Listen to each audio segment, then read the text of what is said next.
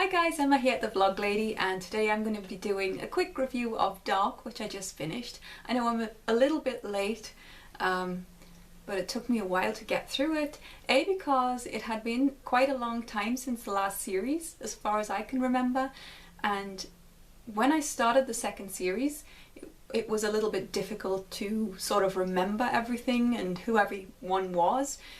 I found it a little bit complicated for the first couple of episodes at least, and I had to keep on referring to like Wikipedia and things just to remind myself. Yeah, I should have perhaps watched series 1 again and then started series 2, but here is my review and some of my thoughts and theories going on. I know this is a 3-series thing. I think that's what they've said, that it's only going to be 3 series as long, and I am looking forward to the 3rd series to see how it all pans out, but I have some very definite thoughts about season 2 from now. So my first thought is that as a whole, I don't think season 2 quite had the atmosphere and the vibe that season 1 did. Stylistically, I don't think it was as good. It perhaps picked up in sort of the middle of the season, I think, but definitely it didn't quite have the same impact on me anyway. I don't know about anybody else, what you thought of that. It did have a different direction, of course. I mean, with this God particle thing, that was pretty interesting and visually compelling, I think, and it certainly gave it a more sci-fi vibe than ever before. I think the first season had more of a haunting vibe about it that was more in touch with human spirituality and how we feel and grow as people, and yeah, it just seemed more plot driven with less focus, I think, on things that I tend to remember from the first season. From the second season, I think there are less memorable moments. What I did think about season 2 was that they relied a lot on that scene where someone goes back or forward in time and meets somebody else and then says something cryptic to them in order to make them think, well, what's going on, and make the audience think, well, is she going to tell them what's going on here? And I think they relied on that a little bit too much. It happened several times over, I noticed, with different characters, and of course that was a plot device to allow everybody to be brought in, but it did get a little tedious in the end, I think. I think there's a reason why all of the other characters were being brought in like this and sort of being exposed to the secret of the time travel, and that seems to be because potentially, I think that they might, at least half of the characters anyway, might be their existence might be reliant on somebody else traveling to another time period. That's what it feels like is happening. So not just a couple of characters, but quite a few characters may have that fate. And if that's true, then the relationships between all of the main characters, like, you know, one of them's going to be one of them's sister or aunt or grandfather, you know, it's very difficult to work it all out. You can certainly do that, but it blows the mind. And Dark certainly haven't been shy about doing that either, because the idea of someone giving birth to their own mother, it's just sick, really. You know, I always wanted to time travel. When I was a kid, I was really into like Quantum Leap and Back to the Future and all these time travel sci-fi things, and I always thought, wow, I would love to go back in time. But honestly, after watching the 2nd season of Dark, nah, no way. I don't think it's a bad idea. So what I thought was, this season there was a very heavy atmosphere of sort of inevitability, I guess. Everyone seemed resigned to doing the things that they had always supposedly done. But when you start to think about it, sometimes the characters were being told that they had to do something by another character, okay? So if they were told that they had to do something in order to keep everything the same as it was, then something else must have preceded that during another time loop, is my thinking anyway. Because I don't understand how, if somebody knows that that's going to happen, then something else must have come before that. I mean, where did it start, for instance? Where does this loop start? Jonas seemed to think that if Mikkel/Michael didn't kill himself, then everything would be okay. And to me, that doesn't make sense.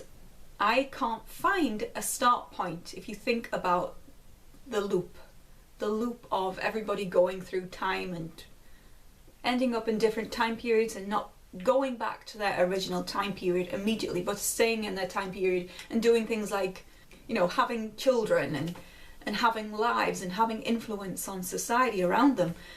How can there be a start point? It just seems like an infinite loop to me, and one that's, you know, they keep referring to the cycle, and I think that they were referring to a final cycle, so I'm not sure what that refers to. You know, how can they all implode?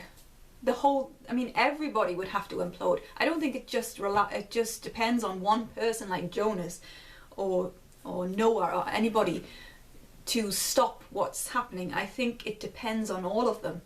And I think that the end episode perhaps showed us a way out of it, out of how the characters can escape from this never-ending loop of, you know, horror and mix-up, and everybody's lives, like the lines of their lives are supposed to be from when they were born to when they die, and that's over a certain time period, but their lives, you know, they're jumping through time, and their lives, the line of their lives is interacting in time zones that they shouldn't be in, and is tangling up with other people that they shouldn't have relationships with, and it's like a messy bowl of spaghetti that is not able to be untangled. So as I said, the last episode, when Martha came, well, a second version of Martha came. It clearly wasn't the Martha that we know. It was a Martha from a different world. So that is introducing different universes. And okay, clearly things in this other universe have taken a different turn, because Martha is definitely different in terms of her styling and everything, and also she has a portable version of the time machine, which suggests that technology has perhaps moved a little bit faster in her world. But certainly, if that's the only route to escaping the cycle that has begun in the world that we first understand it in Dark Season 1, when Mikkel, you know, goes back in time, that's not the beginning. That is not the beginning. I mean, it's a really good series. I think it's taken the concept of the problems that can occur in time travel to a whole new level. I haven't seen it done to this extreme, and that is quite exciting. I think in season 2 as well, I got a deeper sense of who the characters were. I found myself sympathising with certain characters who I hadn't before. I do think they relied on the Charlotte storyline a little bit too heavily. They were definitely setting that up right the way through the series. I don't think that there is one side that is good and one side that is bad, as has been suggested.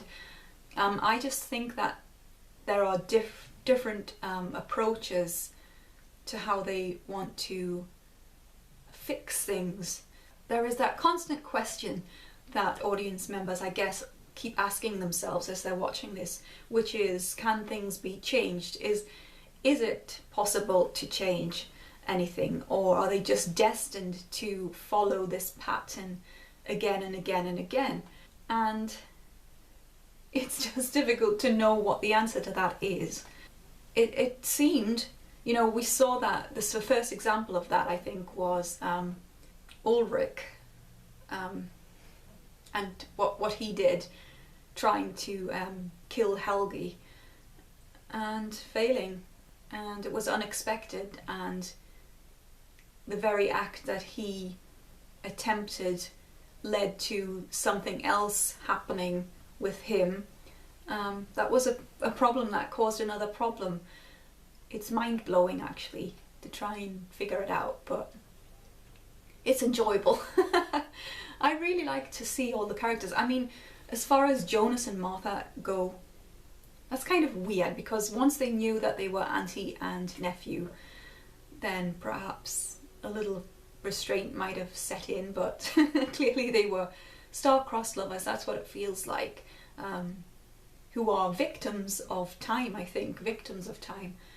And, you know, with this second Martha appearing, seemingly from a different world, that sort of makes it acceptable in a way that they have this relationship, that they have this love. I would like to see them have a happy ending, everybody.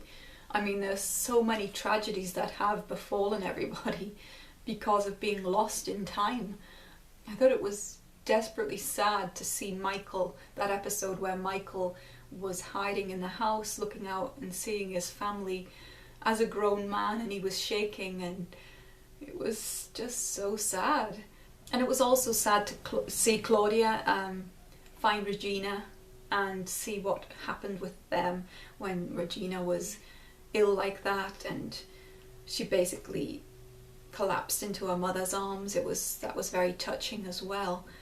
So I am looking forward to the third series. I don't know when that will come out, but certainly the whole series might need watching again, I think, to perhaps fully understand what's... I don't even know if it's fully understandable even if you watch it. I think it's...